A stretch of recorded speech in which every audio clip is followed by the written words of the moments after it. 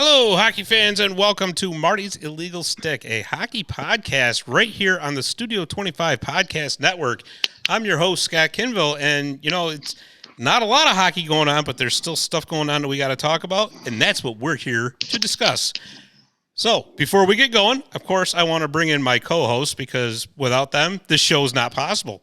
First of all, sitting right here to my right, Somewhere. my trusty sidekick, I'm over here. the master of the keyboards over here, Mr. Dave the Save Warner. How you doing? I'm good. How are you? Good. No, we're ready. You ready for this? You ready for this smorgasbord of fun? Yes. I'm anticipating the Zamboni time machine. That's what We got to bring that back. You're right. Bring that back. Yeah. You're right. But I'll tell you, I was pretty impressed because we just got done with a meeting talking about building a D3 hockey website. Yeah. With the D3 Hockey News, and your knowledge of statistics and all that is growing. Yes. It's like watching the little child grow up. No. It really is. I have no more room for any of that shit, all right? There's always room. No, there's not. Just don't forget the technical stuff, because then the show goes completely off the rails. Really. And, of course, coming to us via satellite is the one, the only Chris Mazzotti. What is up, Mazzotti? Oh, what's going on? Just a very busy day at work.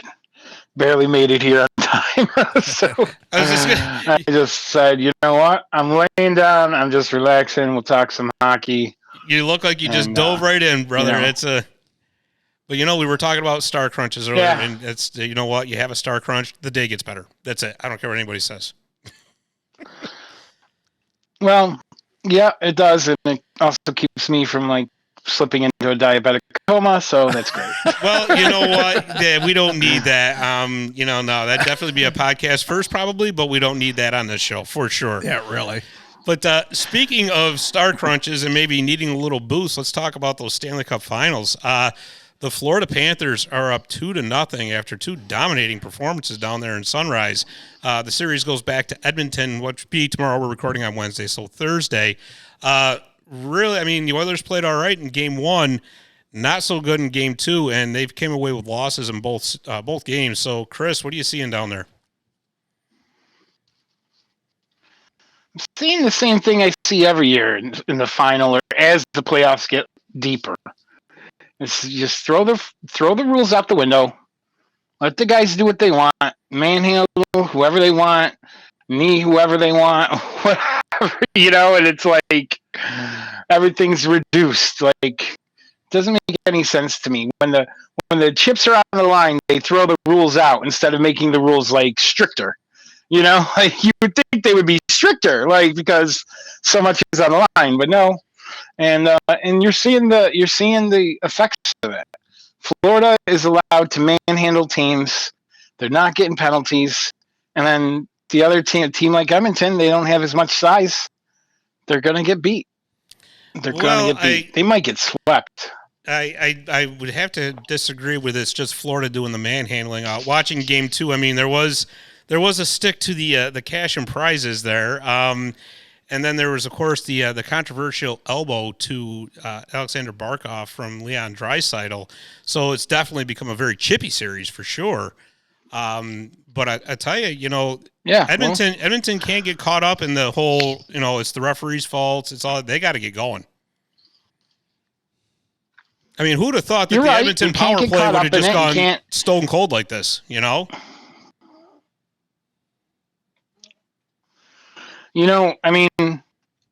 would have thought, Bobrovsky, becomes the good goalie again. I never know what to think of him. He can be stellar in one game and let 9 goals the next. I can never figure him out. I don't know who he is, whether he's the guy that won the Vezina in Columbus or he's the guy that got chased out of Philly. Florida's got size. They got brute force. And they're imposing their brute force. They did it on the Rangers, and they're doing it to Edmonton now. Yeah, it's kind of funny that you mentioned that, because it almost seems like the NHL goes in cycles, doesn't it? So in the mid-2010s, when LA was winning their cups, even when Chicago and Boston won, it was size that won those cups for them, right? They ground teams down. they weren't exactly flashy offensively, especially not LA. They just, like I said, they played a really grinding game. And then after that kind of faded out, you started to see speed come into more into play and a lot of smaller players succeeding. But now it's like it's shifted back to the other way. And now you're seeing size is everything.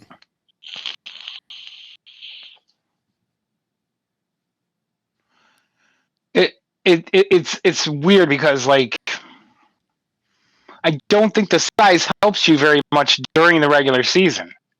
True. I think it's more of a speed season. True. But the second you get to the playoffs and they stop calling penalties like they do, then all of a sudden it's, they want to turn it back into like 1976 hockey. And it's like, can we just pick what you want to go with for the year and keep it the same? Right. Like, I can't, talk about it enough how much it frustrates me as a hockey fan. And it's not even just me, because years ago, back when Colin Cowherd was on ESPN, he did a survey over, huge sample size, right? So, like, all the ESPN listeners, they pulled all this data about who had the best officials of any sport. Okay. And guess who won? It was hockey. But they had a stipulation. The stipulation was except in the playoffs. Yeah. Yeah. The refs are fine. Like, the refs are pretty much fine during the season. Some things get missed, some things get called different ways, whatever. Who knows what goaltender interference is? I don't know. And, that's fine. But for the most part, you feel like that balances out. But the second the playoffs start, they put their whistles away, particularly after the first round. And then you're left with these teams that are like, if they have any size left to them, they're going to impose their will. And that's what we see happen over and over again. Yeah, I think there's some truth to that, because you're right. In the playoffs, it just seems like the whistles go away. And I'm going to tell you right now, I'm actually surprised nobody's really gotten a serious injury yet because of all that. If you recall back in the 80s, 90s, even, obviously 70s, 60s, it was a very physical game, but you also had enforcers out there, and it was the same type of game played in the regular season and into the playoffs, whereas if somebody took a cheap shot or something, it was settled on the ice because you had the enforcer right there to make sure that, well, you did it once, but you're not doing it again. But now that role is really gone. I mean, that's been, phased out of hockey, so it's almost like it's at a crossroads, right? They don't know what way they want the game to go. Sometimes they want it to be a speed and finesse game. Other times they want it to be a ground down pound, ground and pound, I should say, type of game. So yeah, I think that you're right in the regards that in the playoffs, yeah, I get that it's a little bit more of a physical game, but you can't let everything go, because what you're going to end up with is mass chaos. And what's going to happen when the retaliation comes? That's what I've been waiting for. I really want it to happen. I want something serious to happen, because the NHL needs to be held accountable for this. You can't be talking player safety all year long. Then it comes to the playoffs and it's like, no penalty for, hitting Jimmy VC in the head. No penalty at all. Like, it's like, I wish I wish one of these players, I don't even think they can, but I wish they could like sue the NHL for that, because that's the only way it's going to ever change.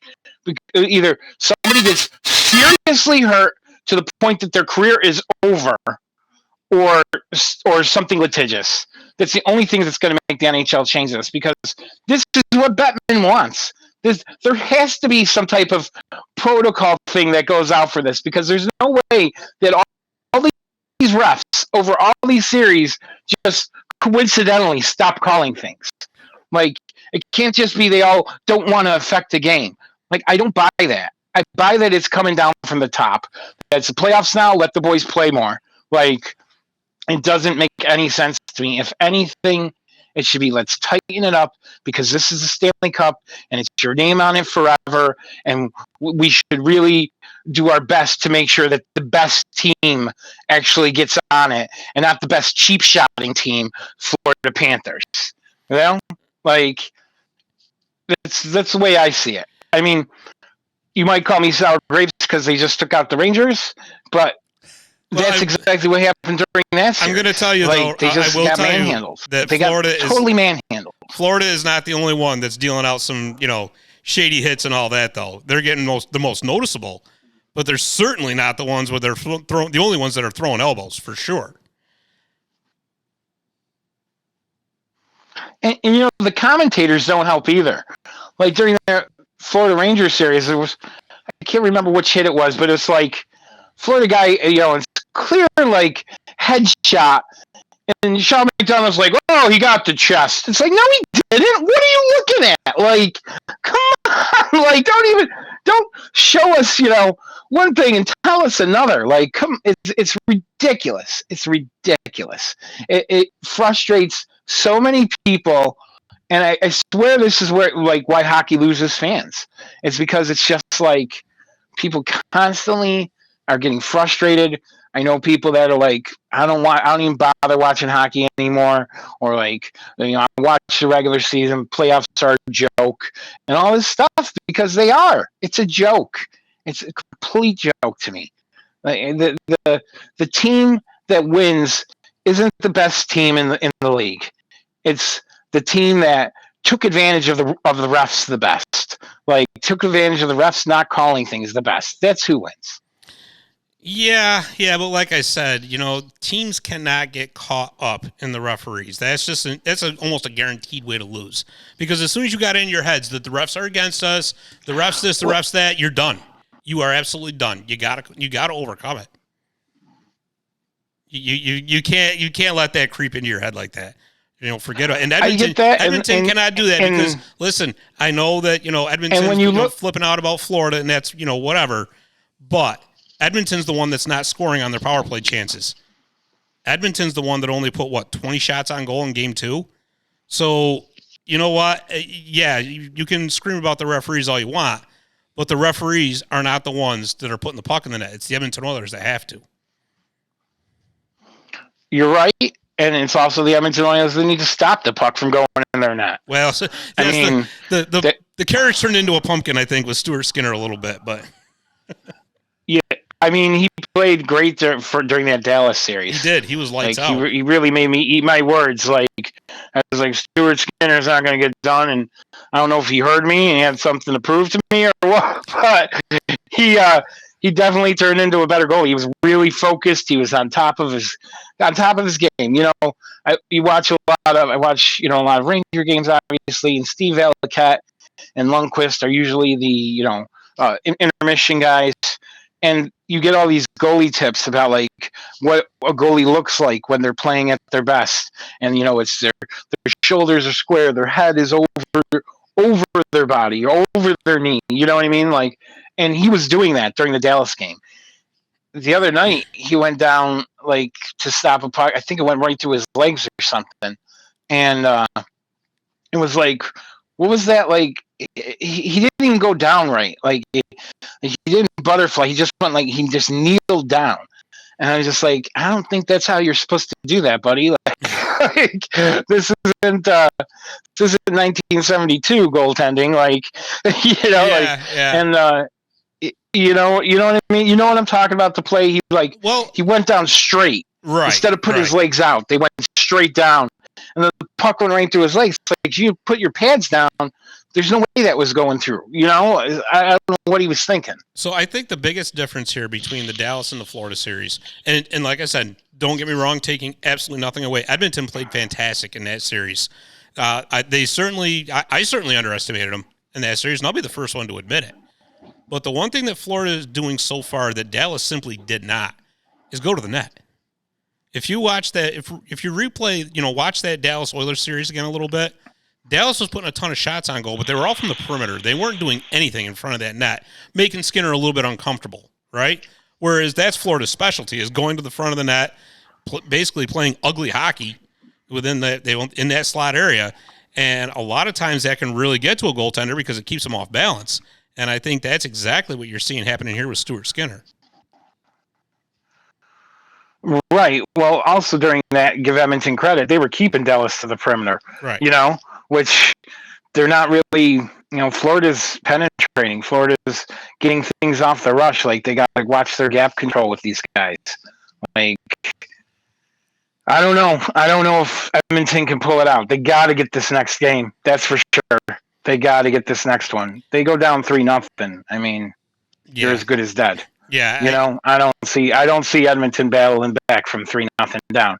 They might battle back and get a game or two possibly, but they're not going to win. They got to win that next game.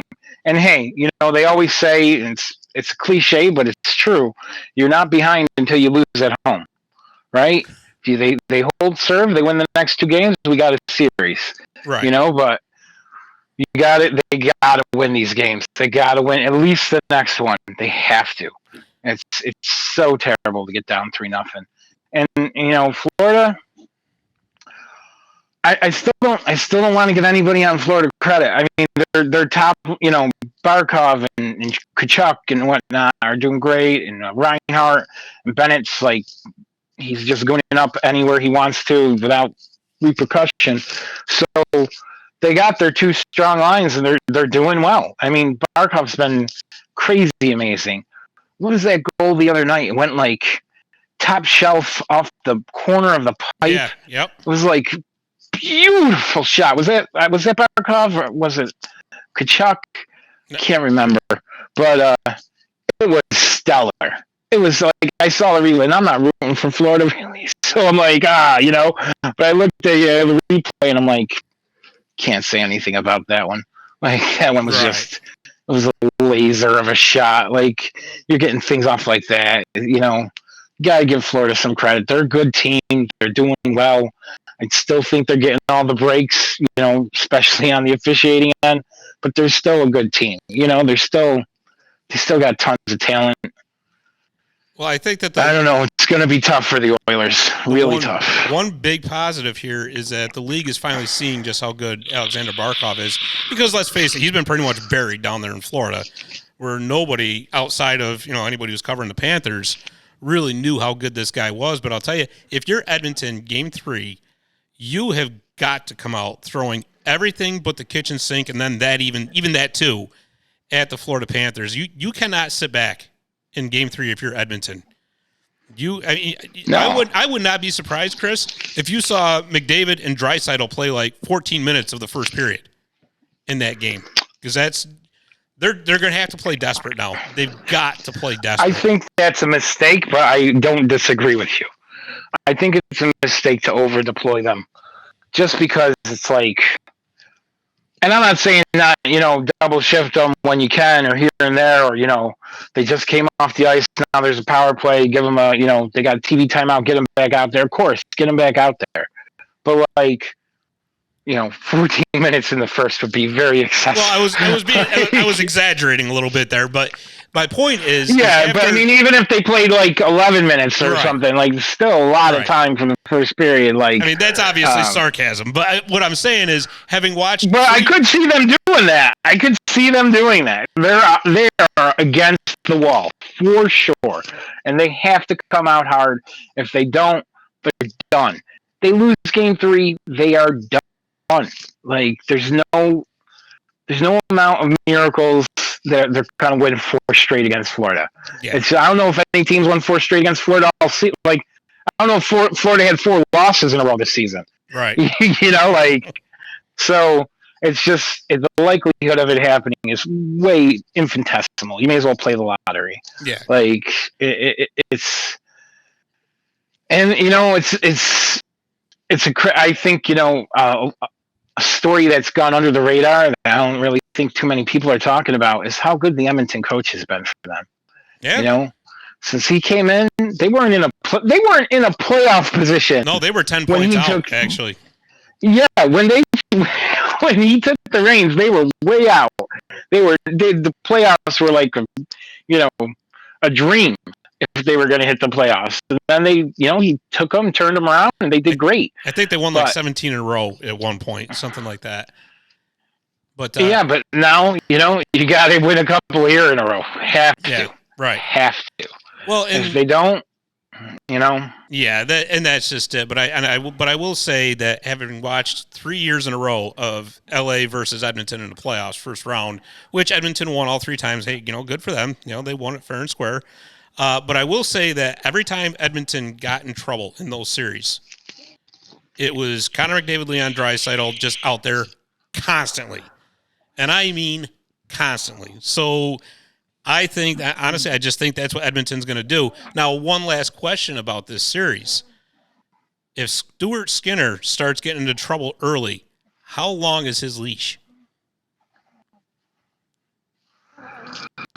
Let's say Florida. Who's their backup again? I don't even remember who their Calvin backup. Pickard, or that's who started the last time in Dallas. Yeah. He's a big dude. I mean, he might have more surface area to hit than Skinner does. I'm not sure. I mean, Skinner's not tiny either, but I don't know. It gets back to what I've been saying about Edmonton for a long time. They don't focus on goaltending every offseason, and every playoffs it comes back to bite them. They got some bad contracts on the books. And it's not McDavid's. It's not McDavid and Draisaitl that are killing the team. Yeah, not anymore. It's other players, Yeah. Some people, I don't want to name names in Vander Kane, but people got to step up that are making a lot of money, and that's just what it comes down to. Well, I did see, that Knobloch said that Corey Perry is going to be in for Game 3, so this ought to be really interesting. Love that. This is going to be interesting for sure. Love it.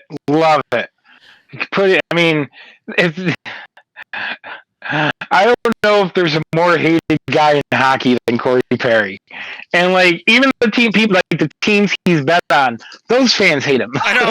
Everybody hates him. It's not like, oh, we're nostalgic for Corey. No, they're like, oh, he's such a piece of garbage. But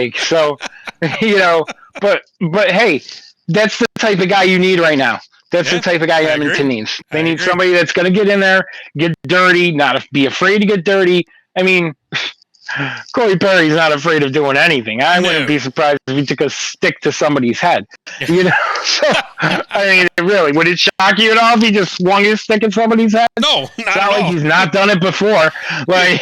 And then look at the referee I didn't do anything. What are you talking about? What? Yeah. I love his surprise face is the best. Huh? What? What do you mean? As he's still punching the guy. What are you talking about? He's bleeding from an old paper cut. That's not me. Yeah, that was there. Yeah. That was his own stick. Yeah. No. Yeah, he did it to himself. I just took his stick, grabbed it, and ended him in the face with his own stick. That's not on me. As a matter of fact, I grabbed it from him before he did any more damage. I'll tell you who needs to watch out with him, though. Who needs to watch out with him is Bobrovsky. Because if there's anybody that's a pest in the crease, it's Corey Perry. Yeah. For sure. Yeah. He is a major pest around the net. But it's going to depend on how much they play him and who they pair him with. That's going to be interesting, too. Because, like I told you, if he can get up and down the ice, don't forget that. If it's going to be the McDavid Draisaitl show, there's only so much ice time to go around. So, but I agree, he will be a pain in the butt for Sergei Bobrovsky. What about putting him on that line? Oh, could you imagine that? Why don't they do that? Oh, that would be kind of funny, actually. Who's the other guy? Nooch? No, Hyman. Oh, that's right. Hyman. So I can't see him breaking that line up. But yeah, I can't see them breaking that up. But suffice to say, Hyman's been better than McDavid and Draisaitl, really. Exactly, right? Maybe you take Draisaitl off the line and put Perry in. Exactly. Seriously, you gotta spread it out. Put Draisaitl. I mean, people are always like, oh, you can't move these guys down the fourth line. I'm always like, why not? Move some of those guys to the fourth line. Because they're not going to have the same guys that they're playing against on the other side. Right. So it might work out to their benefit. The teams don't know what to do if you pull something like that. Yeah. I'm telling you, that's what you need more in the playoffs. We don't see it enough. But that's what the playoffs need coaches to mix that up more. You see it all the time when nothing's happening, coaches mix up the line. All of a sudden they score.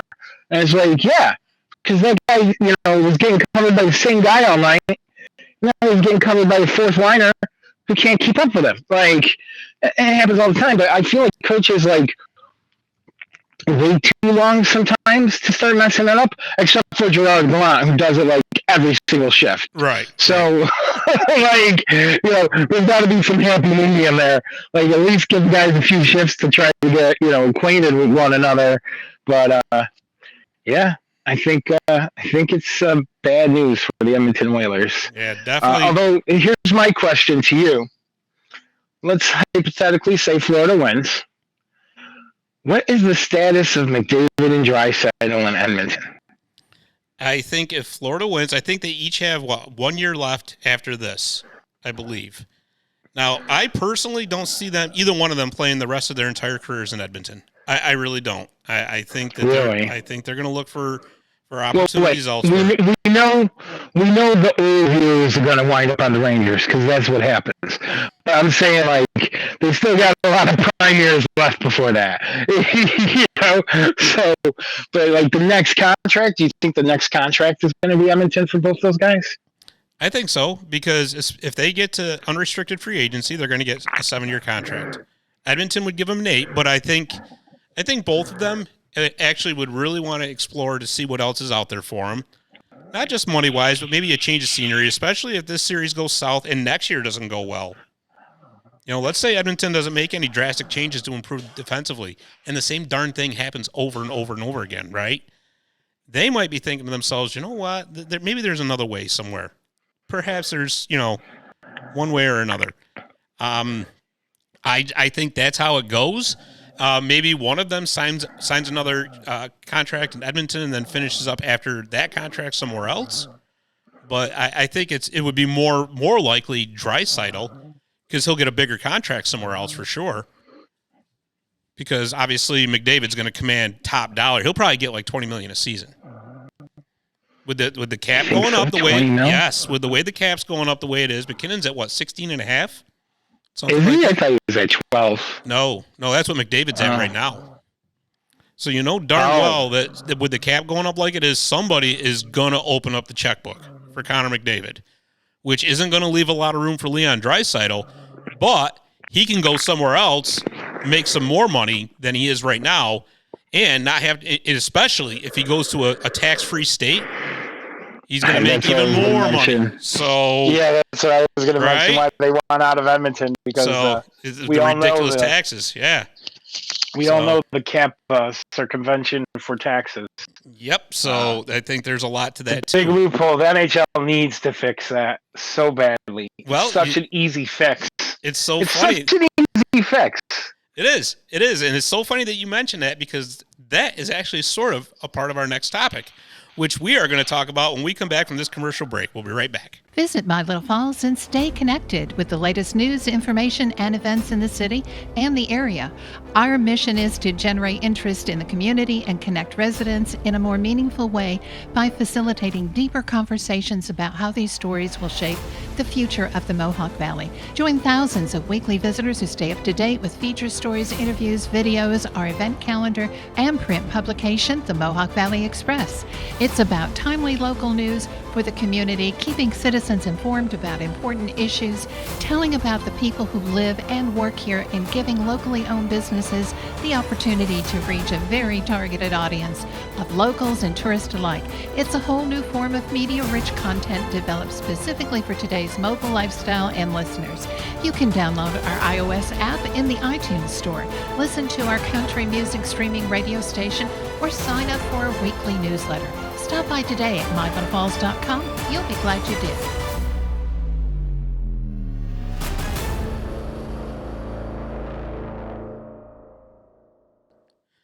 Okay, we are back for part 2 of Marty's Illegal Stick. Chris, there was an interesting purchase that went on just a couple of days ago.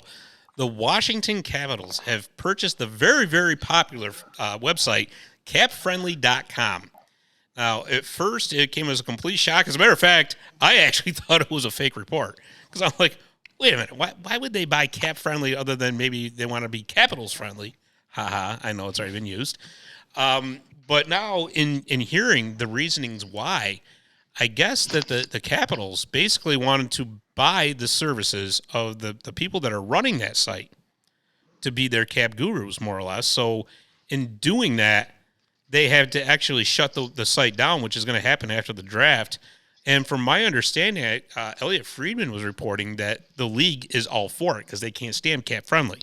So apparently, But the league is what? I'm sorry. the league hated cap friendly, hated it. So No, I think we have a technical difficulty. oh, can you hear me now?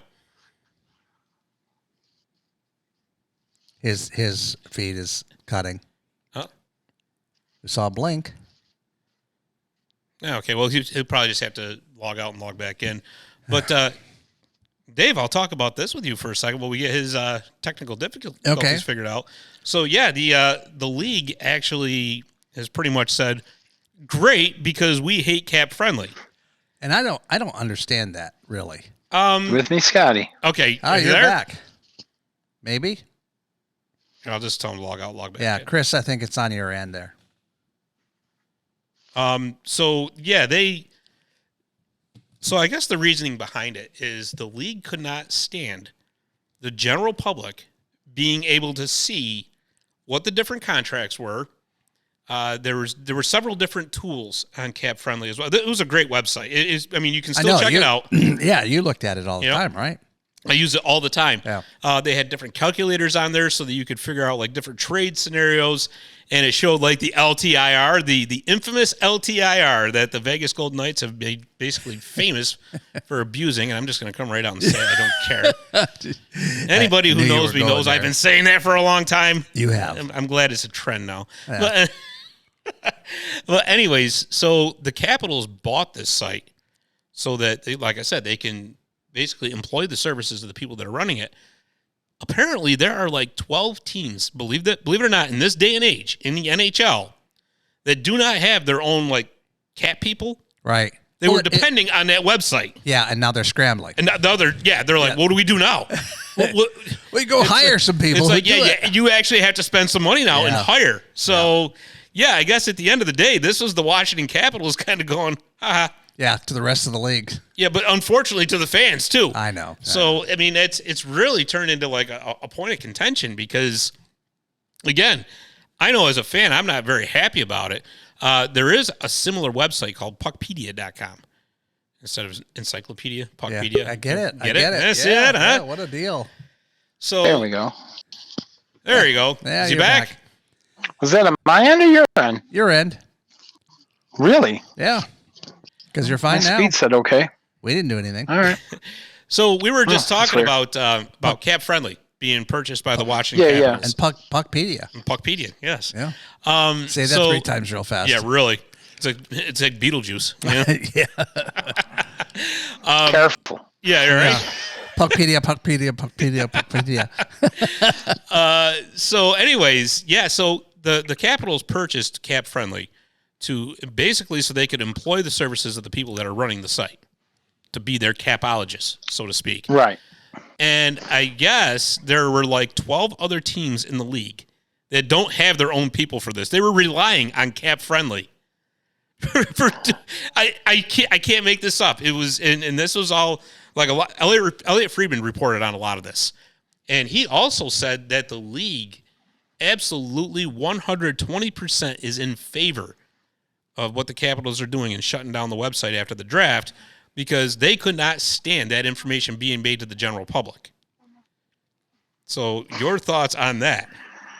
Well, first of all, the league can't stop that. It's going to happen again because there was a site before Cap Friendly. Yeah. I can't remember what the name of it was. Well, there's another But one, it too. was It's there- called puckpedia.com. So, Okay, well there you go. Yeah. Like it's not like there's going to be one site. There's never one website for anything, right? Right.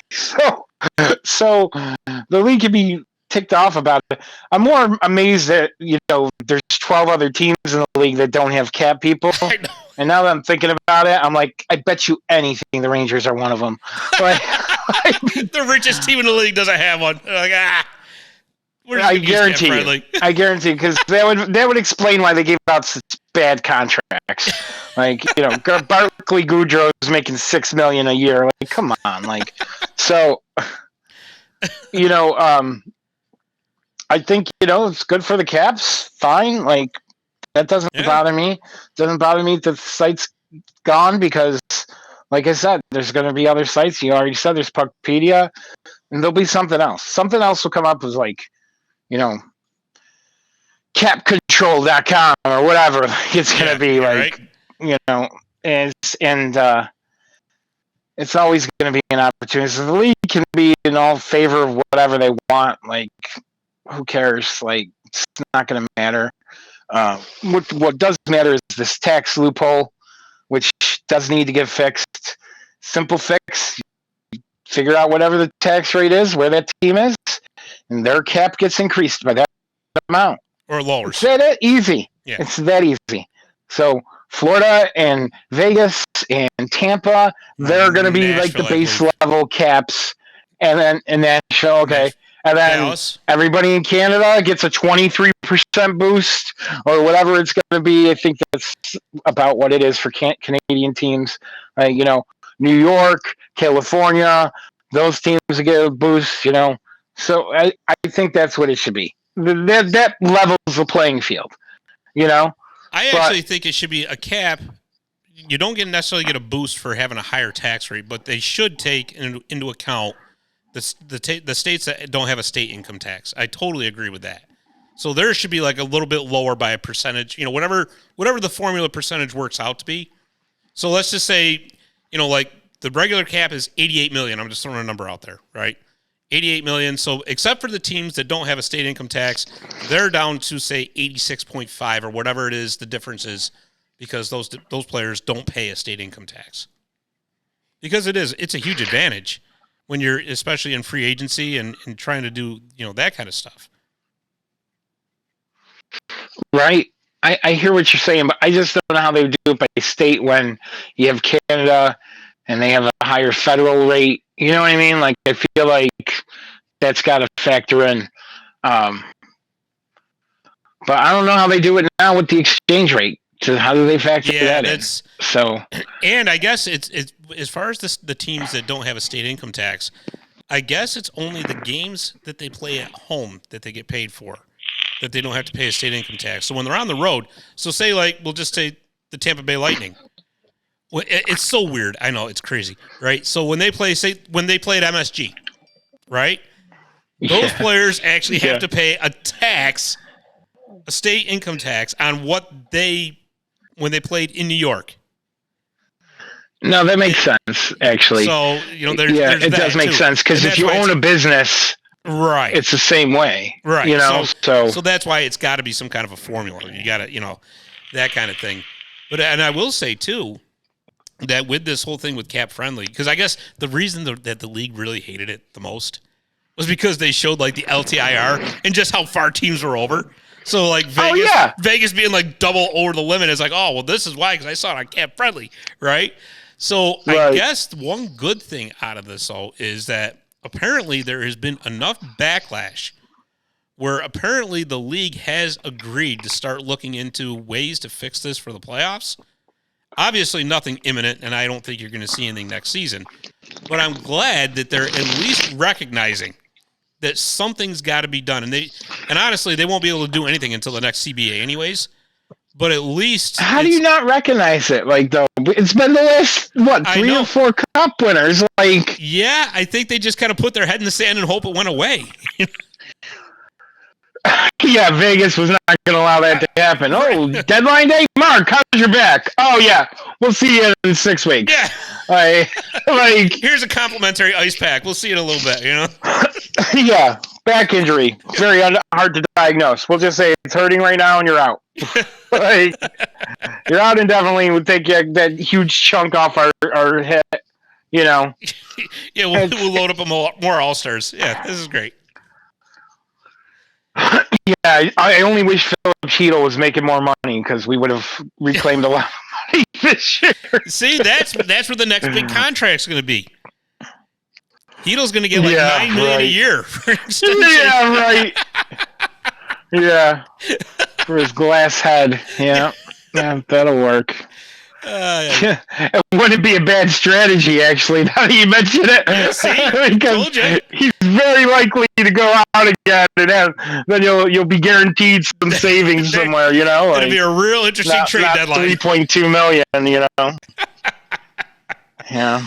Yeah, for sure. For sure. So, yeah, I mean, it would be great, though, if, by the next CBA, they both recognize that, okay, we listen, there's a little bit of an integrity issue here. We got to fix this because this is just getting out of hand now.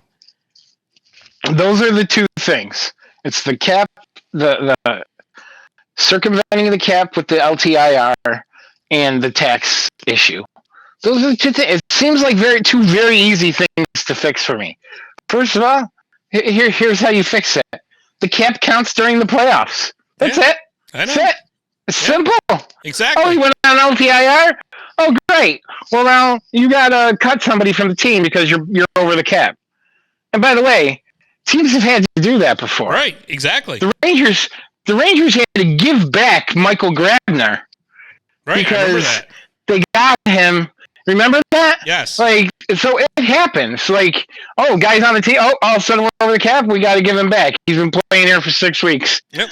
Now we got to give him back. What are you gonna do? Yeah. What are you gonna do? Exactly. So you want to have Mark Stone go out? You better keep him out, or you're gonna lose 2 players that you picked up at the deadline. I don't understand why the league doesn't see that the integrity of their sport is highly questionable. I know. It's highly questionable. Well, I forgot what game it was. I think it was game 4, Rangers Carolina or something like that. Within the first 2 minutes of the game, Reddit was including myself, I put on Reddit, I guess the refs got money on this one. Because if you think people aren't thinking that, and we already know that underhanded stuff's been going on in other sports with this stuff, with the betting, now that people can bet, Right. I think that's a big part of it, though. You bring up a good point in the regard that not just the NHL, but all major sports are so embedded with online gambling now that anything that would look off kilter or whatever, playing games with LTIR, people are betting huge money now. It's a massive multi-billion-dollar industry. And Scott, I don't agree with it at all. I don't like that one bit. I don't like it either. But here's the other thing. You're talking about integrity, then you get back to what I was saying about Sean McDonough saying something else when we can all see it blatantly, right? Oh, and who's he work for? ESPN. And what do they? Oh, they have their own bet site. ESPN does. How that isn't a conflict of interest? How that isn't some type of antitrust thing? I don't know. Okay, so we're paying the NHL to be able to broadcast their games. Then we're going to start our own bet site so people can bet on those games. And then we're going to have our announcers say fake things during the broadcast so people don't get too mad when things don't go their way because we're making this game go a certain way. Right, especially when you can bet on every single play. Come on. You can bet on anything. That's what I mean. Right? So you can bet on how long the anthem takes. You can bet on anything. You can make it a 3-way parlay. I think the anthem's going to be a minute 30 seconds. The Rangers win the first face-off, and the Panthers score the first goal. Yeah. Put it in. Put in $5. If I win, I get $500 or whatever crazy thing it is. It is. I got a couple of friends that are big time into it, and it's just insane what they bet on. I'm like, what? Yep. Well, yeah. I bet on I bet on a 3-pointer at the 250 mark, and then it's what are you talking about? Well, because the odds were pretty good. So I'm like, did you even watch the game or pay attention to the game? Well, as soon as I was betting on it, I just turned it off. I could care less. I'm like, okay, well, you know what though? I mean, but still, here's the bottom line is you're keeping a guy like Pete Rose out of the Hall of Fame over gambling, and here we are now. We're just it's all over the game. DraftKings is running across the computer graphics on the boards, right? You got a betting line. Not just hockey. Oh, not just hockey at all. No. You're right. But, I mean, you got the betting line running across the bottom of the screen as the game is being played. Yeah, it's ruining the game. It definitely is. It's way out of control. I'm telling you, I can't wait because we know it's going to happen. Because it's happened in sports in the past. It happened when betting wasn't legal. So, like, what's to stop these guys from doing it? Wasn't there an NBA player? I can't remember his name. He just got suspended for like forever. Because they caught him betting on games. But you can't tell me that more of them aren't doing it, though. How can they not? It's right there in their faces. I mean, to me, it just makes no sense. If I'm playing on the top line of a team, right? Let's just say I'm on the top line of an NHL team, and the two guys on my line, take Zach Hyman for example, okay? The two guys on my line are making way more money than me, but I'm the one scoring all the goals. Maybe I drop $1 million tonight on a loss, and I don't score those goals tonight. Yeah, you know what I mean? Or my passes don't connect like they should, right? Or whatever. What's to stop them? Yeah. What's to stop them? Or like, I'll give it to my cousin to make the bet, or whatever it is. Like, you bet this for me tonight, and why not? Because, the hockey cap, and hockey, I think, is like the most susceptible because those players get paid the least of all the sports. Sure. And it's the hardest sport. And by far. It's the hardest sport. And by far. By far, it's the hardest sport. You could say football, but football isn't played on ice. Like it's crazy the speeds that these guys get up to, the hits, the injuries, the total damage to your body for life from playing hockey. I mean, you play amateur hockey, and Yeah. I'm broken right now. Yeah, look at his body now. Right, that's what I'm saying. So I just don't see how. I'm a beer league hockey casualty, I don't understand. And they're getting cuts. The ESPN's getting their cut. NHL's getting their cut across the board. Like, so how long do they stick their head in the sand and question the integrity of everything when they're just raking in money from bozos betting on hockey? I don't know who would bet on hockey. Hockey is like maybe the dumbest sport in the world to ever bet on. If I was going to bet, like football, I understand, baseball, there's a lot of statistics in baseball. You can maybe figure out who's going to win on a given night, but hockey, there's so many variables between the officiating, between the ice. The puck is made of rubber and it bounces places. Like, it's called the puck because it has the ability to appear and reappear, appear and disappear without warning or notice. Yeah, that's why it's called the puck. Okay, it's a puck because of William Shakespeare's Midsummer Night's Dream puck. Yeah, there you go. Appeared and disappeared without notice or warning. Okay, that's where it comes from. So, I don't know why you would want to place a bet on that. Your hard-earned money, like, and then complain about inflation the next day or something else, or your taxes. Those are the people that bet to me. They're always complaining about, government's taking all my money, all this stuff, and it's like, I just watched you buy 40 lottery tickets. like, what are you doing? Like, after they get done telling you they lost $750 on DraftKings, that's yeah. I get it. Okay. I agree. Yeah, I got you. It's a disaster waiting to happen. I can't believe they're all in bed with each other, and I can't believe it's even allowed.